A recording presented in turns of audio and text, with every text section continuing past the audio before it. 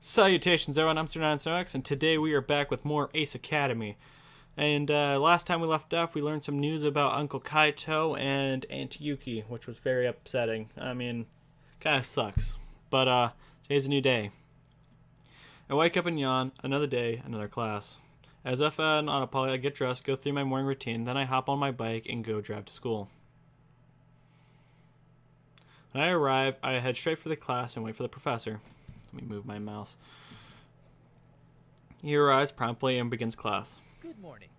Today we'll be discussing the differences between military grenade weaponry and those used in recreational matches. I want to learn. This should be interesting stuff. I focus on the professor's lecture. The fundamental difference between the two is that military grenade weaponry are configured for energy output, which can cause recreational weaponry is closely regulated so it can't actually destroy the gear frame.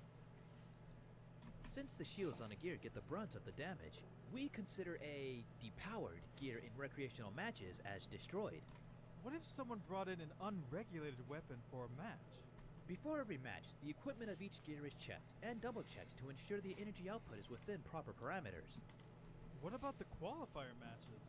There was a gear that did some energy output override thing. As one, the class looks at me. During that specific qualifier match, the gear's energy core is what surged with additional power, not his weapons. Although, I must admit, I've never seen a core do that before. Hopefully this young man can enlighten us on how he did it.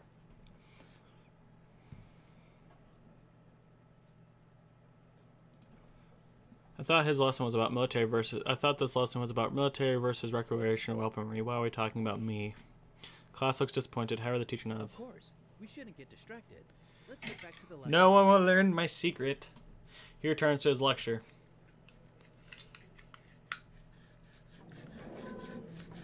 Once the class ends, I hurry out of my room.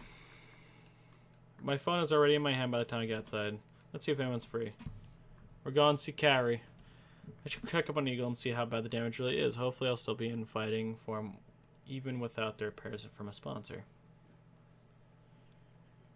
Right over the hangar, see a familiar face. Kaori is circling her gear with a critical eye.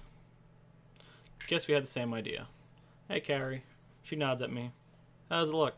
Kaori looks solemn. It could be better. The damage is mostly cosmetic, but there is some damage here and here, which could impact performance. She points to the ears in her gear. This will reduce overall acceleration and top speed. It hurts the aerodynamic nature of Aura. Aura? Yeah, Aura. The name of my gear. Yeah, did you know this? I suddenly remember a conversation I had with Shao regarding gears and their genders. Is Aura a female? Well, the gear is an embodiment of a pilot, so yes. I'm a little surprised Aura has a gender. I didn't take you as a sentimental person. She looks calm, but her voice gets a little defensive. What's that supposed to mean? I mean, I get that a gear is shaped like a female for the purpose of sponsorship and to appeal to spectators, but I'm still often unsure how to verbalize my question without offending. How do you ask someone about the boobs of their gear? Luckily, Kaori seems to understand. This frame is smaller for better agility, and the She looks at the chest of Aura and her face flushes. extra storage space contains emergency energy packs for the thrusters, in case the core temporarily overheats. Their location just happened to be there for the best weight distribution of the gear. Aura sounds no nonsense and efficient. They really do embody their pilots. I suppose that makes sense. She nods. We both continue reviewing her gear. The silence only grows more and more awkward. So how did you come up with the name? If I didn't know any better, I would think it was named other than a Ninja Ranger, the one with pink, also called Aura. Kara glares at Yeah, so it is glares named at me. after her. Are you serious? Good joke. You almost had me. There's no way. Oh man, all these seem like a dick thing to say. I don't want to be a dick. For real? Why is that so bad? Just never thought you'd be into anime. What's so hard to believe about me liking anime? Now that I think about it, I didn't really consider that as what sort of hobbies Kaori has, although anime would be on my top list of probably not or impossible for her. Dot dot dot dot dot dot. Actually, isn't Aura the Ranger of Honor? She blinks in surprise. How did you know that? I might be into anime as well. Really? That's a surprise. What's so hard to believe about me liking anime? Kaori blushes in embarrassment. I guess we were both making unfair assumptions. ... She looks at her gear before facing me again. So, which is your favorite ranger? Her speech is halted as she's too embarrassed to even ask the question. Knowledge. Tell me the Ranger of Knowledge. The Ranger of Knowledge! He was always integral to solving the mysteries. I stare at her in surprise. I don't think I've ever seen her so animated. She blinks at my astonishment before her face reddens. Well, I mean, if you're into that. I let out a chuckle. Kaori smiles. I'm glad I was able to learn something new about you. Her cheeks redden even further. Don't make it sound like that. She shuffles her feet and avoids my But gaze. It is a little nice knowing you like anime too. We flattered Kaori! Boy! This is great. That was worth it. I like it. We're gonna start spending more time with Kaori. The first time I was going for Yuna, but Kaori, bae. We spend some time together at the hangar before she has to head out for her class. That was nice. I like that. I'm on campus gym finishing up my workout. When I return to my locker, there's a mixed text from Kaori. Emergency meeting out at the hangar. Jeez, all caps. I better get going. I arrive at the hangar about the same time as Xiao and Mai, who Kaori waits impatiently in front of the gear. Finally. That took you a while. Might have gotten a little distracted.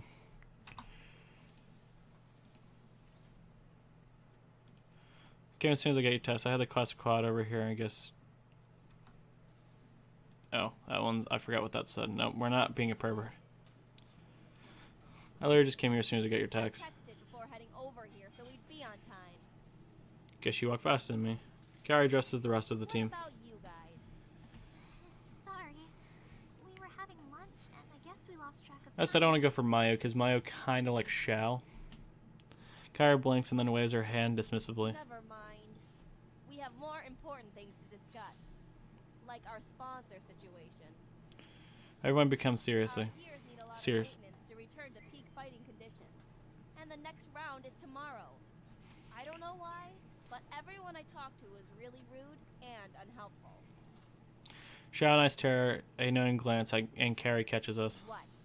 Nothing. She continues to stare. It's just sometimes you can come across a little harsh. I'm just honest. Sure, but honesty doesn't make people like you. You need to get in touch with your soft, warm, feminine side. Oh god. Kaori raises an eyebrow. Is that what you do? Yes. Whole. I mean to the warm thing, not the soft and feminine thing. We stare at him blankly. I'm just going to shut up now.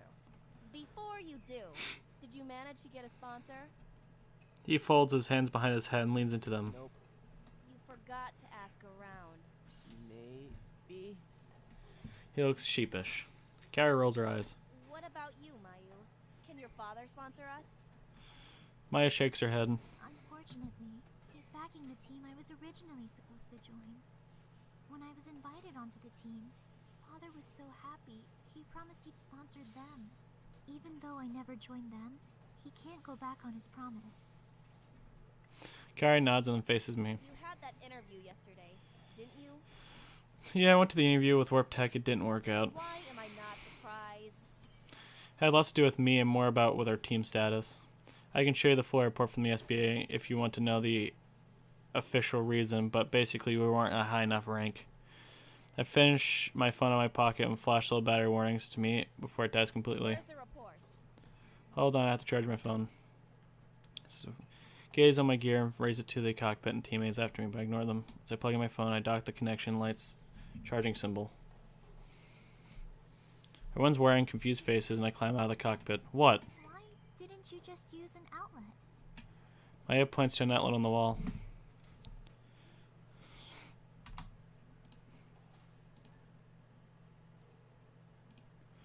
That's new. No, they're not.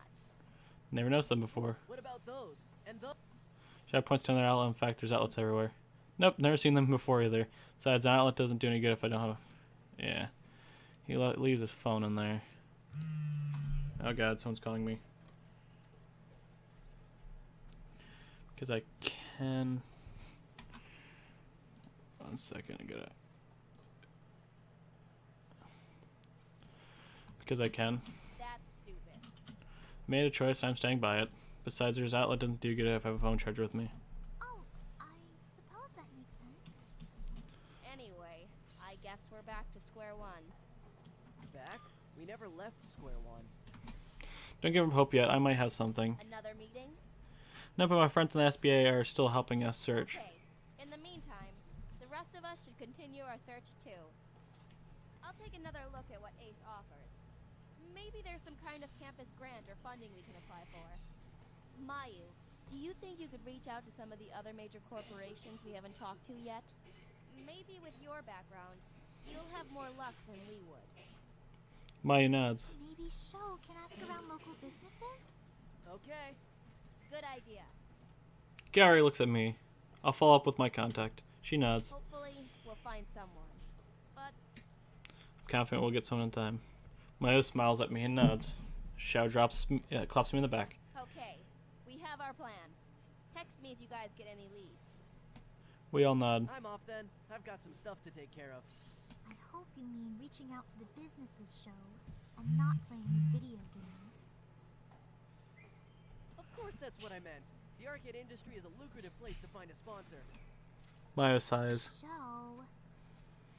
He wears his signature smile. Okay, okay. Let's go find us a sponsor. Maya beams. The pair wave at us before heading out. I'll be going too. Tell me if your friend is successful. Will do. I nod and Kaori leaves. Nothing left for me to do but go home. You forgot your phone, you piece of shit. Eventful drive later, I arrive home. I'm back. I walk into the early living room. Looks at me, I'm the first one here. It feels like a bit strange. Nikki's bright smile is usually here when I greet me. Maybe she has an after-school club activity or something. I reach for my pocket to see if she texted me. My heart sinks as my hand grabs air. There is a void where my phone should be. Crap, I must have left it in my gear. So I was saying, it'll be evening by the time I reach campus. Hopefully it won't be too much trouble getting an eagle after hours. I remember CIMY has pretty restrictive on who can enter the hangar at night. I hop on back my bike and drive back to Ace Academy. Surprisingly, the traffic is heavy and takes longer than expected to reach campus. A handful of students cross the quad as they head towards either of their evening classes or the bus station. Even though the sky is inky darkness, the pathways on campus are still bathed with a soft light. It's kind of peaceful. Pot's Lounge is just as busy as always, but I don't recognize too many of the students here. Most of them are upperclassmen, either third or fourth year. I slip through the unnoticed and arrive at the hangar entrance. I'm about to swipe when the guard stops me. What's your business in the hangar? I forgot something. It's not a lie, but it'd be too embarrassing to tell him the whole truth. Luckily, the guard doesn't seem to care, and he gives me a quick once-over, and he nods. Alright, go ahead and swipe. Thanks. I bring my student ID and proximate the sensor. A second later, the success chime sounds to the door and slides open. I follow the tunnel to the hangar. The sound of power tools, machinery, and metallic ringing echoes along the walls. Makes the sense that most of the repair work will happen after hours. It's a lot safer for them to work without the threat of students walking around and causing potential disasters. Instinctively, my feet lead me to Eagle. What the? Blush hue from the active terminal display illuminates my docking station. That doesn't seem right. I'm sure I turned everything off when I left. Cautiously, I tiptoe towards my gear. There's a figure crouched in front of Eagle. A person dressed entirely in black and wearing a hoodie that hides her face, yet still engrossed in my gear. The stranger hasn't detected my presence yet. Hey! Legs begin pumping before the words. Stop. Scream to catch attention. Whoever this girl is. Immediately becomes alert. Hey, stop her. Sharp. I don't know. I'm gonna go.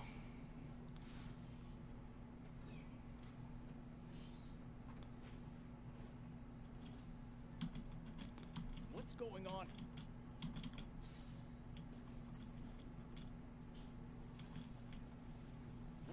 Or I'll go with the original one. Swinging shadows continuously creep towards Eagle as I close the distance between us. I notice how small and petite the person is. It must be a girl, but I can't think of anyone who would be so interested in my gear. Once I'm only a few steps away, she tenses as if noticing a presence. Grab. Before she can react, I grab her shoulder and roughly spin her towards face me. Valerie, what are you doing here? She grins. Her gaze flicks my hand still on her shoulder. I never would have guessed you like it raw.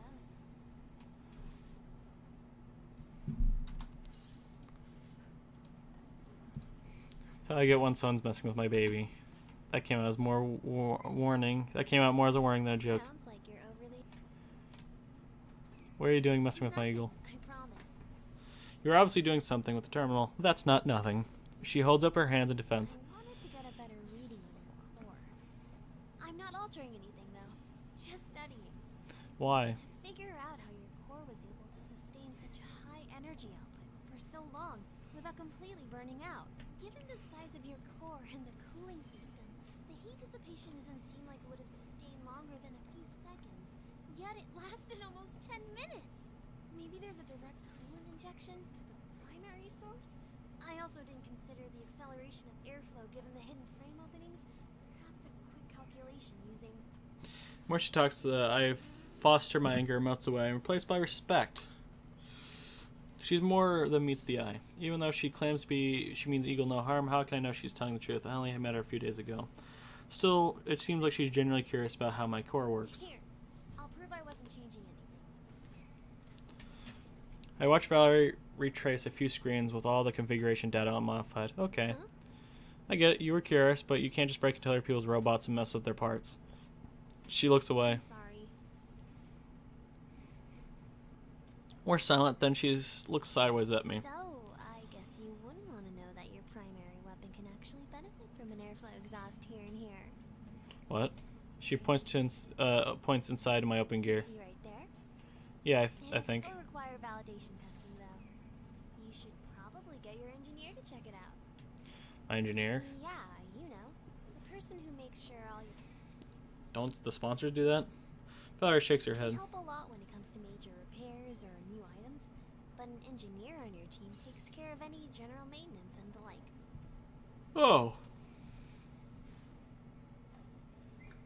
Maybe we should get an engineer. I asked my team about getting an engineer. Sounds like we could really benefit from one. You definitely would. She scoots closer and smiles. And luckily for you, you already have one person perfect for the job.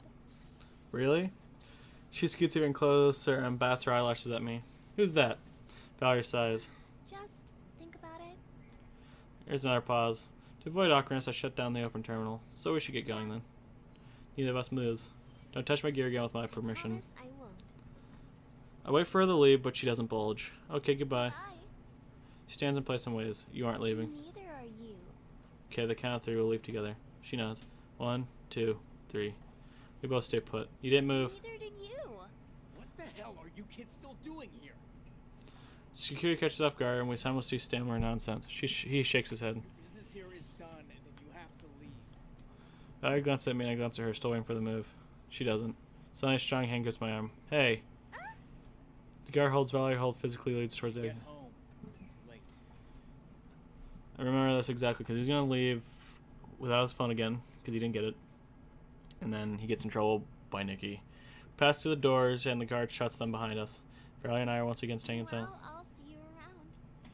Speaking right, we have to do our project. Yeah, it's a date. She winks at me and then turns around and leaves. I coughed her. It's not a date. Terrace falls on deaf ears. Oh well, I'm sure she was joking away. Maybe. I head to the parking lot. Once I reach my bike, I drive home. You didn't fucking get your phone, jackass. Nikki still isn't home by the time I return. Where can she be? I reach into my pocket for my chrome and grab some empty air. Oh crap, not again.